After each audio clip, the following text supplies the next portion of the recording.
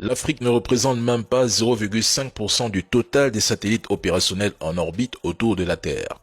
Aujourd'hui, l'Afrique compte entre 65 et 67 satellites déjà en orbite, lancés par 18 pays africains, et plus de 120 satellites supplémentaires sont en cours de développement ou programmés d'ici 2030 dans un marché spatial africain désormais estimé à près de 25 milliards de dollars.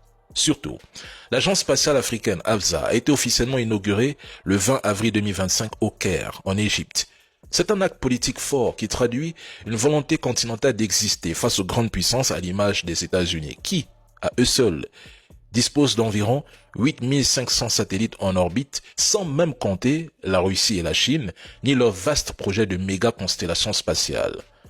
Ce n'est pas un échec pour nous, car l'Afrique n'est réellement entrée dans l'aventure spatiale que dans les années 1990-2000, alors que les États-Unis, la Chine et la Russie cumulent déjà 60 à 70 ans d'avance technologique, industrielle et stratégique sur nous.